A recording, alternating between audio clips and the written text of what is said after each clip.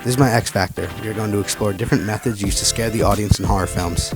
In this book, The Book of Horror, the author Matt Glasby breaks it down into 7 different scare tactics: dead space, the subliminal, the unexpected, the grotesque, dread, the uncanny, and the unstoppable. Let's look at some examples to break these down. First, dead space. This can refer to the use of negative space or room in a shot that's not exactly focused on the subject, even though the subject is in the shot.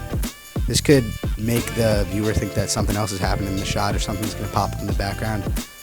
One example of this is in Scream during the phone call scene. There's a lot of extra space in the background that the viewer might anticipate something bad happening in, or maybe something coming out to scare the subject of the shot.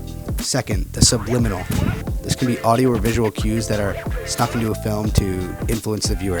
A great example of this is in The Exorcist when the ghost's face is flashed into the background of the scene. This is very scary, but it's very quick and you might miss it if you blink. Third, the unexpected. Whenever the horror movie surprises the viewer.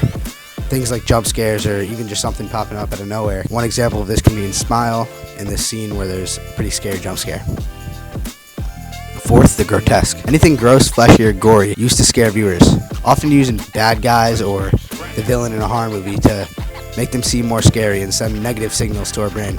Fifth, dread, the anticipation and feeling that something bad is coming. This could be built in the backstory or given to us in warnings in the narrative. A great example of this is in The Shining when the boy is warned not to go to room 237.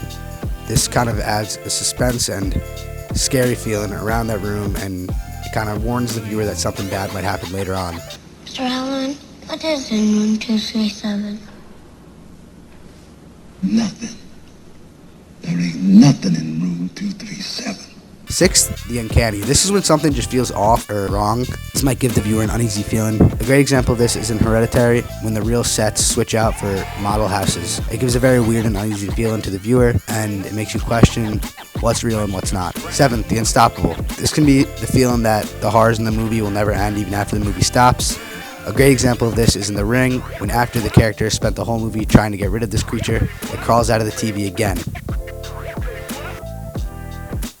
Okay, thank you for listening to my passion project.